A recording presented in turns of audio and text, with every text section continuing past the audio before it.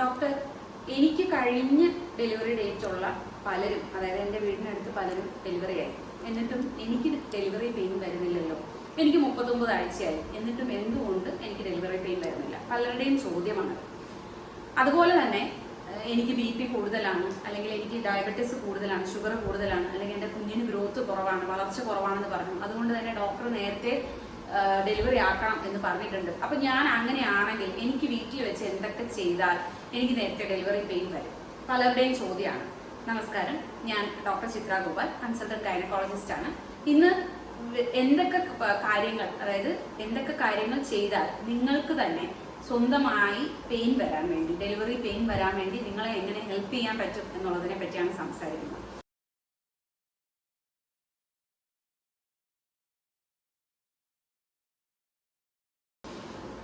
അപ്പൊ ആദ്യമായിട്ട് പറഞ്ഞുകൊള്ളട്ടെ, പല ഇൻഡിക്കേഷൻസ് ഉണ്ടാവാം നമുക്ക് നേരത്തെ ഡെലിവറി ആക്കേണ്ട. അതിൽ ചില കാരണങ്ങളാണ് ഞാൻ പറഞ്ഞത്.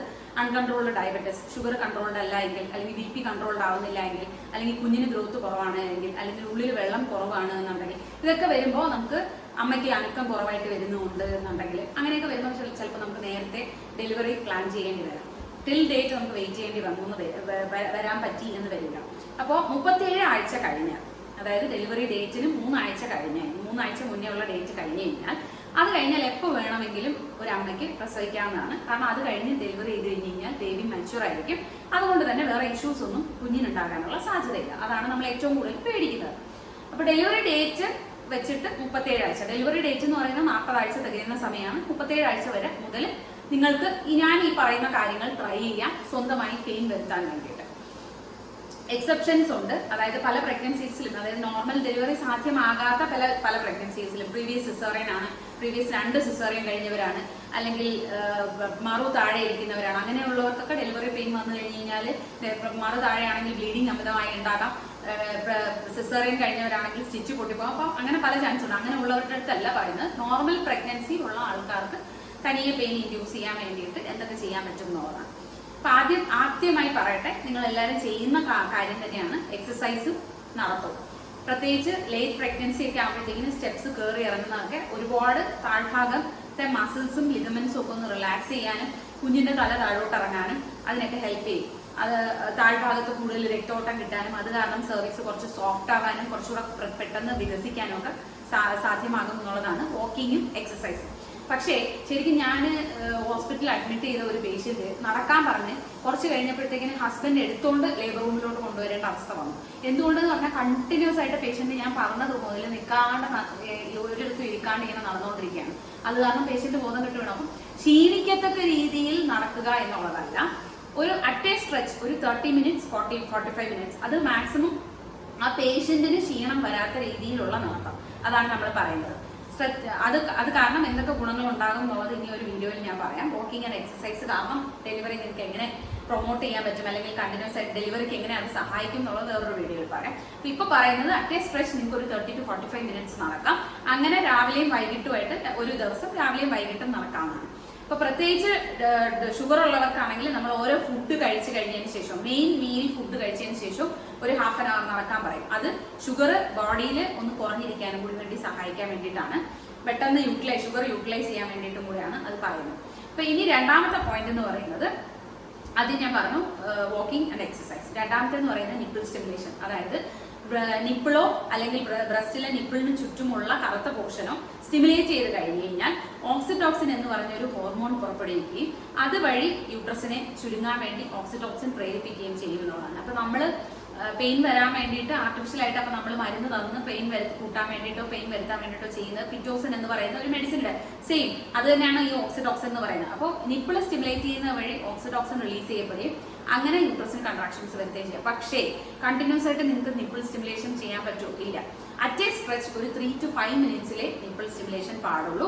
കാരണം ഓവറായിട്ട് സ്റ്റിമുലേറ്റ് ചെയ്ത് കഴിഞ്ഞാൽ നിർത്താതെ തന്നെ കണ്ടിന്യൂസ് ആയിട്ട് പെയിൻ വരികയും യൂട്രസ് അങ്ങനെ ചുരുങ്ങി കഴിഞ്ഞ് കഴിഞ്ഞാൽ കുഞ്ഞിലോട്ട് ഓക്സിജൻ കിട്ടാത്തൊരവസ്ഥ വരികയും ചെയ്യും. അത് കാരണം കുഞ്ഞിന് ശ്വാസം മുട്ടൽ വരും ഉള്ളൊരു ബുദ്ധിമുട്ട് കൊണ്ടാണ്. അപ്പോൾ അറ്റ് എ സ്ട്രെച്ച് ഒരു 3 to 5 മിനിറ്റ്സ് സ്റ്റിമുലേറ്റ് ചെയ്യുക. അത് കഴിഞ്ഞ് ഒരു മിനിമം 15 മിനിറ്റ്സ് ഗ്യാപ്പ് ഇടുക. ഇത് ചെയ്യുന്നത് ആക്ച്വലി 3 times a day ആയിട്ട് ചെയ്യുന്നതായിരിക്കും ബെറ്റർ എന്നാണ് പറയുന്നത്.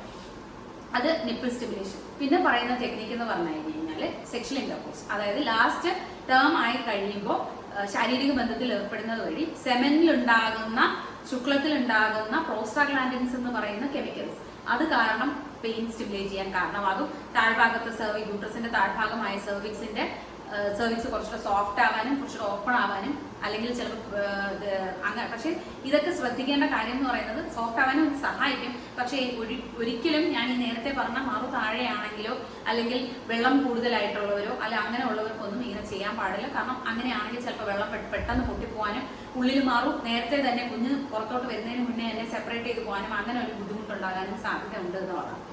അപ്പൊ അത് രണ്ടാമത്തെ പോയിന്റ് നിപ്പിൾ സ്റ്റിമുലേഷൻ. പിന്നെ രണ്ടാമത്തെ പോയിന്റ് നിപ്പിൾ സ്റ്റിമുലേഷൻ, മൂന്നാമത്തെ പോയിന്റ് സെക്ഷൽ ഇന്റർകോഴ്സ്.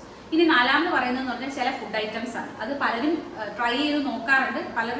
പലരും അബോർഷന്റെ സമയത്തൊക്കെയാണ് അബോർഷൻ ചെയ്യാൻ വേണ്ടിയിട്ട് ഞാൻ പപ്പായ കഴിച്ചു അല്ലെങ്കിൽ ഞാൻ പൈനാപ്പിൾ കഴിച്ചു എന്നൊക്കെ പറയും. ശരിക്കും ഇതൊന്നും സയന്റിഫിക്കലി പ്രൂവ്ഡ് അല്ല. അപ്പൊ നിങ്ങൾക്ക് വേണമെങ്കിൽ ചെയ്യാം, അതും ഇൻ ലിമിറ്റഡ് ക്വാണ്ടിറ്റി. അല്ലാതെ ഒരുപാട് എമൗണ്ട് നിങ്ങൾ വീട്ടിൽ വെച്ച് കഴിച്ചിട്ട് വേറെ എന്തെങ്കിലും പ്രശ്നം ഉണ്ടാക്കുന്നതിനേക്കാളും അതെപ്പോഴും നിങ്ങളുടെ ഡോക്ടറിന്റെ അടുത്ത് സംസാരിച്ചിട്ട് ചെയ്യുന്നതായിരിക്കും നല്ലത്. അപ്പൊ അതിൽ പറയുന്നത് മെയിനായിട്ട് റാസ്ബെറി ജ്യൂസ്, പൈനാപ്പിള്, പപ്പായ അങ്ങനത്തെ ഒക്കെയാണ്. പിന്നെ ചിലർ പറയാറുണ്ട് ടുവേഴ്സ് ഡേറ്റ് അടുത്ത് വരുമ്പോഴത്തേക്കിന് കടുകെണ്ണ അല്ലെങ്കിൽ ആവണക്കെണ്ണ കുടിച്ചു കഴിഞ്ഞാൽ ഡെലിവറി സ്മൂത്ത് ആയിട്ട് നടക്കും, കുഞ്ഞ് പെട്ടെന്ന് ഇറങ്ങി വരുന്നൊക്കെ. ശരിക്കും അങ്ങനൊരു സയന്റിഫിക്കലി പ്രൂവൺ ആയിട്ടുള്ള ഒരു സ്റ്റഡി ഒന്നുമില്ല. പക്ഷേ നമ്മൾ ഡെലിവറി പെയിൻ ആയിട്ട് വരുന്നവരെ നമ്മൾ വയറ് കഴുകാറുണ്ട്, അതായത് എനിമ കൊടുക്കാറുണ്ട്. അങ്ങനെ കൊടുക്കുമ്പോൾ അവർക്ക് ഡെലിവറി പെയിൻ കൂടാറുണ്ട്. അത് എന്തുകൊണ്ടെന്ന് പറഞ്ഞു കഴിഞ്ഞാൽ ഈ കുടലിന് തൊട്ടടുത്താണ് യൂട്രസ് ഇരിക്കുന്നത്. അപ്പോൾ കുടൽ ഇറിറ്റേറ്റഡ് ആകുമ്പോൾ യൂട്രസും കൂടെ ഇറിറ്റേറ്റഡ് ആവും. അത് കാരണം യൂട്രസിൽ പെയിൻ വരും എന്നുള്ളതുകൊണ്ടാണ്. അപ്പൊ അങ്ങനെ ഒരു എഫക്റ്റ് കാസ്റ്റർ ഓയിലിന് ഉണ്ടാകാം, അതായത് കടുകെണ്ണയ്ക്ക് ഉണ്ടാകാം. കാരണം കടുകെണ്ണ കഴിക്കുമ്പോൾ ലൂസ് മോഷൻ ഉണ്ടാകാം. ലൂസ് മോഷൻ വഴി ചിലപ്പോൾ യൂട്രസ് ഇറിറ്റേറ്റഡ് ആവാം, അങ്ങനെ പെയിൻ വരാം എന്നുള്ളതാണ്. അല്ലാതെ സ്മൂത്ത് ആയിട്ട് ഡെലിവറി ബട്ടർ കഴിച്ചാലോ നെയ്യ് കഴിച്ചാലോ അല്ലെങ്കിൽ ഇത് കഴിച്ചാലോ ഉണ്ടാകണം എന്നില്ല.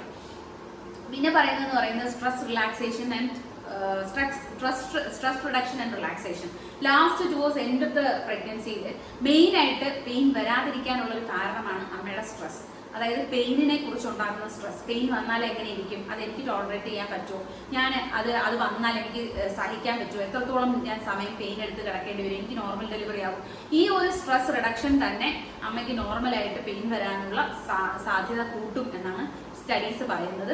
Mainly due to hormones. ശരീരത്തിലെ ഹോർമോൺസിന്റെ ലെവല് ഇത് കൺട്രോൾ ചെയ്യും ഈ സ്ട്രെസ് കാരണം. അത് കാരണം കൊണ്ട് തന്നെ നമ്മൾ മെഡിറ്റേഷനോ അങ്ങനെ എന്തെങ്കിലും റിലാക്സേഷൻ ടെക്നിക്സ്, പ്രത്യേകിച്ച് ബ്രീത്തിങ് ടെക്നിക്സ് ഒക്കെ last towards late pregnancy practice ചെയ്യുന്നത് നിങ്ങൾക്ക് നോർമൽ ഡെലിവറി ആവാൻ വേണ്ടിയിട്ട് കൂടുതൽ ഹെൽപ്പ് ചെയ്യുന്നതാണ്. പിന്നെ പറയുന്നത് അക്യുപങ്ക്ചർ. അക്യുപങ്ക്ചർ എന്ന് പറയുമ്പോഴത്തേക്കിന് ശരിക്കും ടെക്നിക്കലി പ്രൂവൺ അല്ലെങ്കിൽ എക്സ്പീരിയൻസ്ഡ് ആയിട്ടുള്ള ഒരു അക്യുപങ്ക്ചർ കൺസൾട്ടന്റിന്റെ അടുത്ത് മാത്രം പോയിട്ട് ചെയ്യുക എന്നുള്ളതാണ്. അതായത് അക്യുപങ്ക്ചർ കാരണം നമുക്ക് പെയിൻ കുറയ്ക്കാനും കഴിയും, പെയിൻ സ്റ്റിമുലേറ്റ് ചെയ്യാനും കഴിയും. പർട്ടിക്കുലർ പോയിന്റ്സിൽ സ്റ്റിമുലേറ്റ് ചെയ്തിട്ട് അതുവഴി യൂട്രസിൽ കൺട്രാക്ഷൻസ് ഉണ്ടാക്കാൻ അക്യുപങ്ക്ചറിന് പറ്റും എന്നാണ് സ്റ്റഡീസ് പ്രൂവ് ചെയ്തിട്ടുള്ളത്. പക്ഷേ ഇപ്പോൾ നമ്മൾ ഈയിടെ കേട്ട ഒരു ഇൻസിഡന്റ് ആണ് ട്രിവാൻഡ്രത്ത്.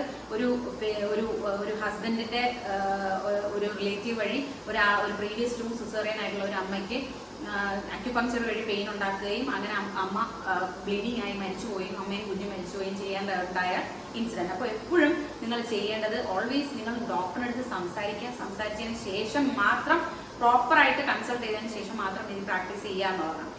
പിന്നെ പറയുന്ന മെത്തേഡ് എന്ന് പറയുന്നത് സ്വീപ്പിംഗ് ഓഫ് മെംബ്രെയിൻസ്. അത് ഒരിക്കലും നിങ്ങളായിട്ട് ചെയ്യേണ്ടതല്ല. ഒരു ഗൈനക്കോളജിസ്റ്റ് OP-യിൽ വെച്ചിട്ട് നിങ്ങൾ സാധാരണ ഉള്ളു പരിശോധിക്കുന്നത് വഴി ഉള്ളിൽ നമ്മൾ കുഞ്ഞിന് ചുറ്റുമുള്ള വെള്ളം കിടക്കുന്നത് ഒരു മെംബ്രെയിൻ, ഒരു നേർത്ത ആവരണത്തിന് ചുറ്റുമാണ്. ഈ മെംബ്രെയിൻ എന്ന് പറയുന്നത് യൂട്രസുമായിട്ട് ഒട്ടിപ്പിടിച്ചിരിക്കും. ഇപ്പൊ താഴ്ഭാഗം നോക്കുന്ന സമയത്ത് ഓപ്പൺ ആണെങ്കിൽ നമുക്കത് ആ യൂട്രസിൽ നിന്നും ആ മെംബ്രെയിൻ സെപ്പറേറ്റ് ചെയ്ത് വിടുവിച്ച് വിട്ടാൽ അതുവഴി പ്രോസ്റ്റാഗ്ലാൻഡിൻസ് റിലീസ് ചെയ്യും, അതുവഴി പെയിൻ ഉണ്ടാകുകയും ചെയ്യും, പെയിൻ സ്റ്റിമുലേറ്റ് ചെയ്യപ്പെടുകയും ചെയ്യുന്നതാണ്. പക്ഷേ ഞാനൊരു കാര്യം പറയട്ടെ, എന്തൊക്കെ ടെക്നിക്സ് നമ്മൾ ഉണ്ടെങ്കിലും നമ്മൾ നാച്ചുറൽ ടെക്നിക്സുമായിട്ട് സ്റ്റിക്ക് ഓൺ ചെയ്യുക. അത് മാത്രം വിശ്വസിച്ച് നമ്മൾ ഒരിക്കലും ഇരിക്കാൻ പാടില്ല. കാരണം ഓരോ ഡെലിവറിയും ഡിഫറെന്റ് ആണ്. ആദ്യത്തെ പ്രഗ്നൻസിയിൽ ഒരു അമ്മയ്ക്ക് തന്നെ പെയിൻ വന്നു എന്ന് പറഞ്ഞിട്ട് സെക്കൻഡ് പ്രഗ്നൻസിയിൽ ടിൽ ഡേറ്റ് പെയിൻ വരണം എന്നില്ല. അങ്ങനെ ഒരു നിർബന്ധമില്ല. അങ്ങനെ വരുമ്പോൾ നമുക്ക് എന്ത് ചെയ്യേണ്ടി വരും, ഓൺ ഡേറ്റ് അല്ലെങ്കിൽ ഡേറ്റിന്റെ പിറ്റേന്നോ അല്ലെങ്കിൽ ഡേറ്റിന്റെ അന്നോ അല്ലെങ്കിൽ തലേദിവസം മരുന്ന് വെച്ച് വേദന വരുത്തേണ്ടി വരും.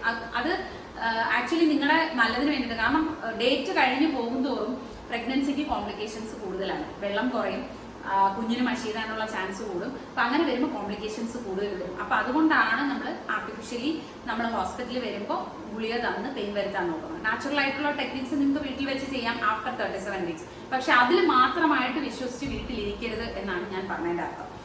രണ്ടാമത്തെ കാര്യം, ഏറ്റവും ഇമ്പോർട്ടൻ്റ് ആയിട്ടുള്ള കാര്യം, നിങ്ങളുടെ ഡോക്ടറിനെ കൺസൾട്ട് ചെയ്യുന്ന ഡോക്ടറിനെ, ഗൈനക്കോളജിസ്റ്റിനെ പൂർണ്ണമായും നിങ്ങൾ വിശ്വസിക്കുക. അതുവഴി നിങ്ങൾക്ക് ഒരുപാട് സ്ട്രെസ് റിലീഫ് കിട്ടും. അതുവഴി നിങ്ങൾക്ക് തന്നെ പെയിൻ വരാനും അല്ലെങ്കിൽ ഇൻഡ്യൂസ് ചെയ്താൽ തന്നെ പെട്ടെന്ന് തന്നെ പെയിൻ വന്ന് നോർമൽ ഡെലിവറി ആവാനും സാധിക്കും എന്നുള്ളതാണ്. നന്ദി.